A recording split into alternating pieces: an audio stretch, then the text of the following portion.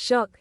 Caitriona Balfe begins to suspect Sam Heughan is seeing someone else. The 14th floor penthouse in the upscale Finiston neighborhood still glowed with a soft yellow light. But inside Caitriona Balfe, the bright light that had once warmed her heart now only made everything seem dimmer.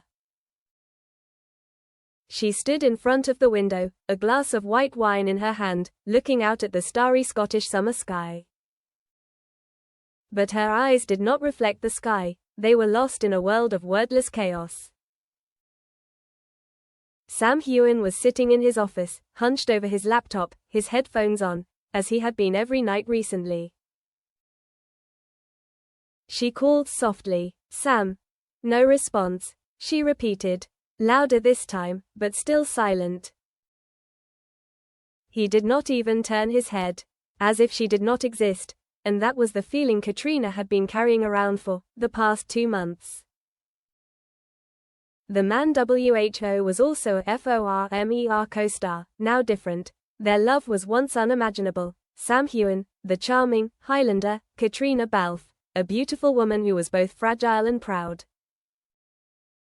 That feeling had blossomed silently behind the scenes of Outlander, growing through each scene, each cold night filming in the Scottish forest. They didn't need words to understand each other. Sam used to look at her as if she were the answer to the questions in his life. But now, that look was gone. He no longer hugged her from behind when she cooked.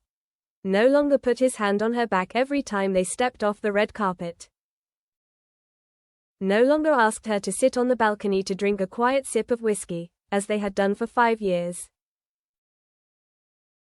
He was still gentle, but it was a gentleness, standard, mechanical. He still said, "I love you," but there was no light in his eyes. And that drove Caitriona crazy. "I'd rather you scream. I'd rather you be angry. But not so silent. Don't love me out of obligation," she wrote in her old blue leather notebook, a small signal of a storm. It all started with small changes. Sam started staying up later. But no longer writing scripts or reading poetry like before. Instead, he was glued to his screen, scrolling through something she couldn't see. He stopped smiling when she brought up old stories. He avoided her eyes at meals. He responded to texts from anyone, very quickly, and never left his phone on the table. One evening, while he was fast asleep, his phone vibrated. Caitriona peeked at it. The name, A, appeared on the screen. Just one letter. No last name, no symbol. She didn't open it. Didn't check. She believed him, but from that night on, her sleep was no longer peaceful. The price of love among the glory. Their life was no longer simple. Since Sam succeeded with his own wine label, film contracts kept coming. He was busy non-stop. Caitriona, although she once declared that she hated Hollywood, was also caught up in the whirlwind of events, awards, image campaigns.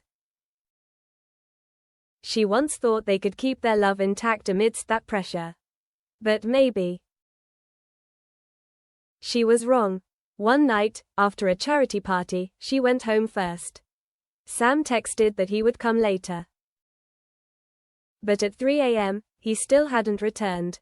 The phone didn't pick up. The messages weren't read.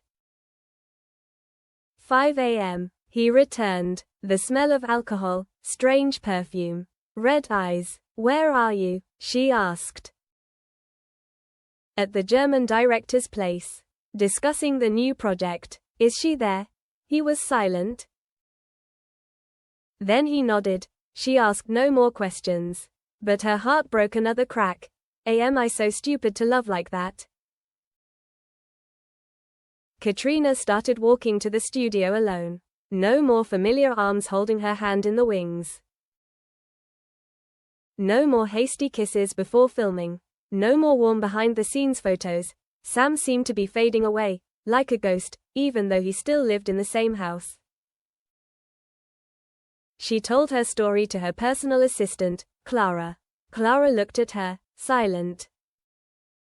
"Do you think he loves someone else?" Clara did not answer. But the young girl's eyes hurt Caitriona more than a confirmation.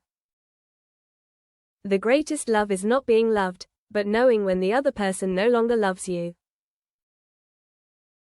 The day she reads a hurt quote on a blog. One day, while browsing a fashion blog for ideas for an upcoming environmental project, she came across this quote.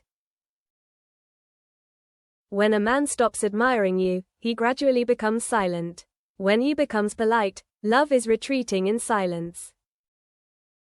She closes the website, looks in the mirror, asks herself, am I still the woman he loved?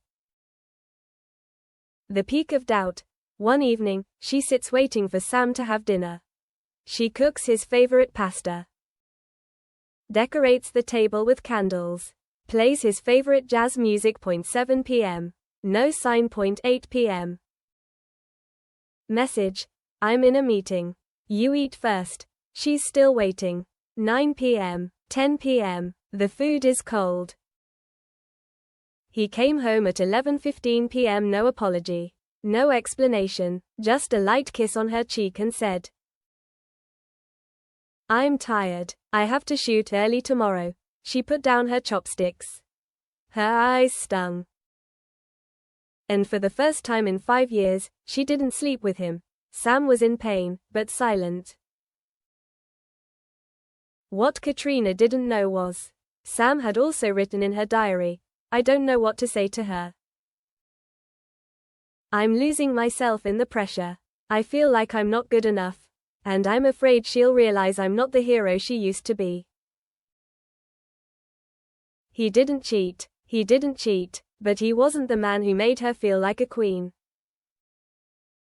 He loved her, but he didn't know how to keep the fire burning. And that was killing them. Face to face. Early one morning, Caitriona packed her suitcase. Didn't say anything.